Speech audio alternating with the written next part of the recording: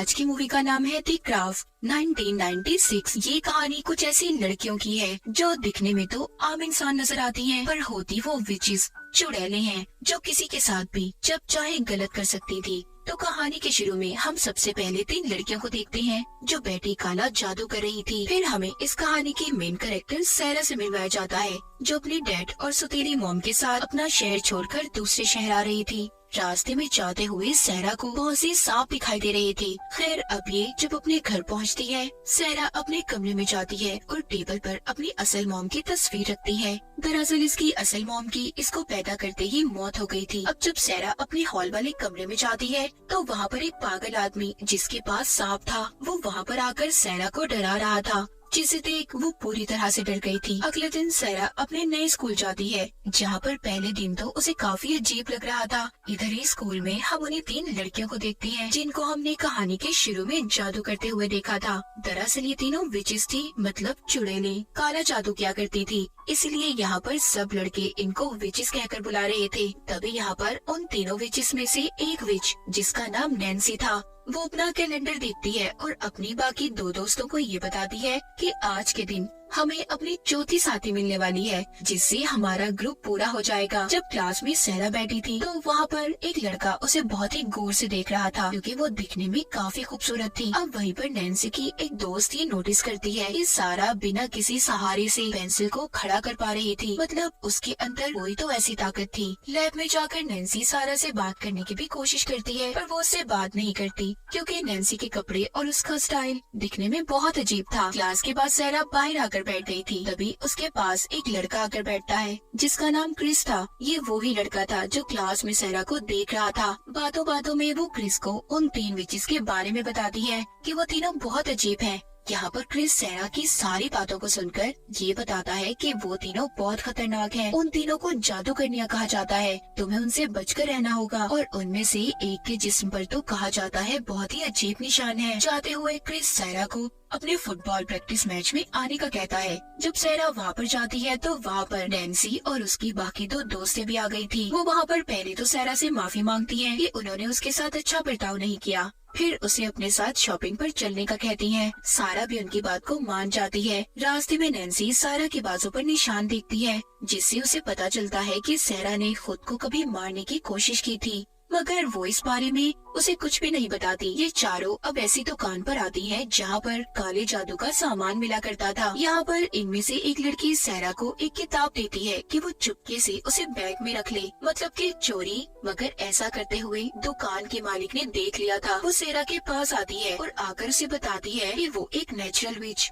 मतलब पैदाइशी जादूगरनी है। ये बात सुनकर सैरा भी काफी हैरान हो गई थी। जाते हुए सैरा को दोबारा से वही पागल आदमी दिखाई देता है जिसने सांप पकड़े हुए थे। यहाँ पर नैन्सी और उसकी 2 दोस्तें सैरा को उससे बचाती हैं और अपने जादू से उस आदमी का एक्सीडेंट करवा देती हैं। वो सैरा को लेकर एक जगह पर आ गई थी। यहाँ पर नैन्सी की एक दोस्त कहती है कि मैं जान चुकी हूँ हमारी चौथी साथी सैरा ही है, हमारा ग्रुप पूरा हो चुका है और अब हमारे मेनन को भी हमारे ऊपर ध्यान देना होगा। मेनन एक ऐसी ताकत थी जिसकी पूजा ये विचेस क्या करती थी और इनका मानना ये था कि वो ताकत हर चीज से ज्यादा ताकतवर है। यहाँ पर नैन्सी सैरा से पूछती है क्या तुमने कभी कोई ख्वाहिश की है और वो फौरन से पूरी हो गई हो। सैरा उन्हें बताती है हाँ, एक बार मैं चाहती थी कि बारिश हो, तब मेरे कमरे में पाइप फट गया और दूसरी बार तो ऐसा हुआ मैं सुकून में रहना चाहती थी, जिसके बाद 3 दिन के लिए मैं बहरी हो गई, मुझे कुछ भी नहीं सुनाई दिया। अब नैन्सी उससे कहती है हमें मेनन की आत्मा को बुलाना चाहिए, जिससे उन्हें लगता था कि उसके आने से उनके अंदर का खालीपन भर जाएगा और उनकी सारी परेशानियां भी दूर हो जाएंगी। सैरा जब नैन्सी की ये बातें सुनती है तो काफी परेशान हो गई थी। वो वहाँ से चली जाती है।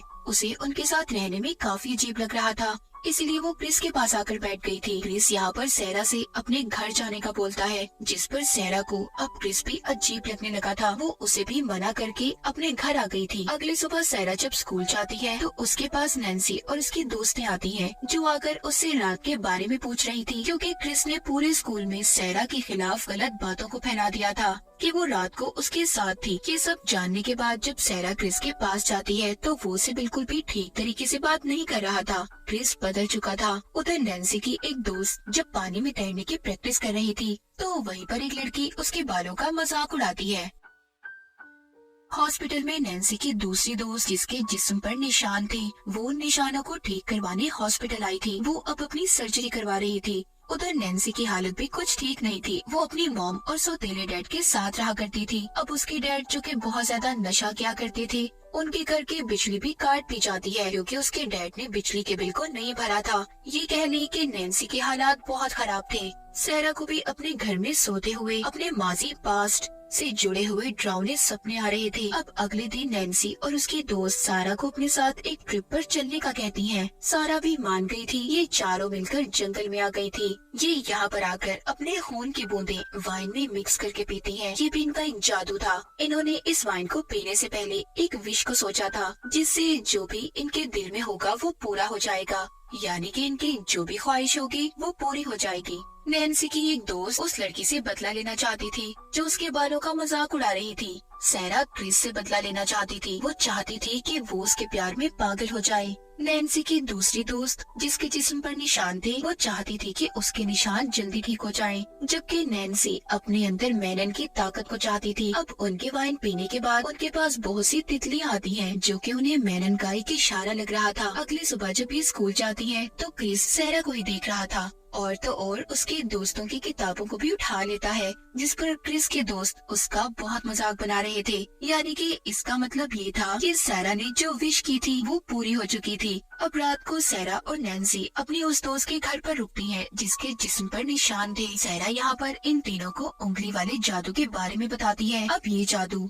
तीनों अपनी एक दोस्त पर करती हैं। उन्होंने उंगलियों की मदद से अपनी दोस्त को हवा में उठा लिया था। वक्त गुजरने के साथ साथ सारा की भी नैन्सी के ग्रुप के साथ अच्छी दोस्ती हो गई थी। एक दिन सारा स्कूल में उस लड़की की एक बाल को तोड़ती है जो नैन्सी की दोस्त के बालों का मजाक बनाया करती थी। वो उसके बाल को नैन्सी की उसी दोस्त के बालों के साथ बांधकर जादू करती है, जिससे अब होता ये है जिस लड़की के बाल सारा ने तोड़े थे, वो जब स्विमिंग करती है तो बेचारी के बाल झड़ना शुरू हो गए थे। उधर वो दोस्त जिसके जिस्म पर निशान थे, वो मैनन से अपने उन निशानों को ठीक करने का कहती है। उसकी ख्वाहिश भी पूरी हो गई थी। डॉक्टर भी उसको ऐसा ठीक होते देख हैरान हो रहे थे। वो ठीक होकर स्कूल में अच्छे से कपड़े पहनकर जाती है, जहाँ पर सभी उससे अब बात भी करते हैं और उसे पसंद भी करने लगे थे। सारा और नैन्सी की बाकी दो दोस्त थे तो बहुत खुश थी क्योंकि उन्होंने जो विश की थी वो पूरी हो चुकी थी। मगर नैन्सी खुश नहीं थी क्योंकि उसकी विश अभी पूरी नहीं हुई थी, जो कि मैनन की ताकत को वो हासिल करना चाहती थी। रात को नैन्सी के डैड जब घर पर आते हैं तो वो उसकी मॉम को बहुत मार रहे थे। ये देखकर नैन्सी को बहुत गुस्सा आता है। वो इतनी जोर से चिल्लाती है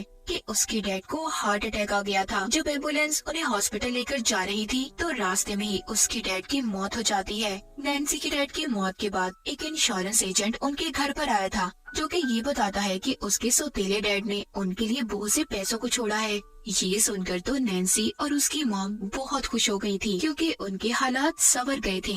इन पैसों से उन्होंने बहुत ही खूबसूरत घर को भी खरीद लिया था। नैन्सी अब सारा और अपनी बाकी दो दोस्तों को अपने घर पर बुलाती है और उन्हें नए जादू के बारे में बताती है जिसमें वो किसी का भी रूप ले सकती थी। इधर ही सारा भी उन्हें अपना एक जादू दिखाती है जिसमें वो अपने बालों का रंग बदल सकती थी। जब रात को सारा अपने घर में सो रही होती है तो वहीं पर क्रिस आता है जो उसके प्यार के जादू में फंसा हुआ था। वो आधी रात को उसके घर के बाहर आ गया था, जो कि ये बताता है कि वो उसके अलावा कुछ भी सोच नहीं पा रहा। सारा उसकी कोई बात नहीं सुनती और अंदर चली गई थी। अगली सुबह ये उसी दुकान पर जाती है जहाँ पर काले जादू का सामान मिला करता था। सारा उस दुकान के मालिक से पूछती है क्या कोई ऐसा सामान है जिससे जादू को उल्टा किया जाता हो, यानी कि जो हमने जादू किया है उसे ठीक कर सकें।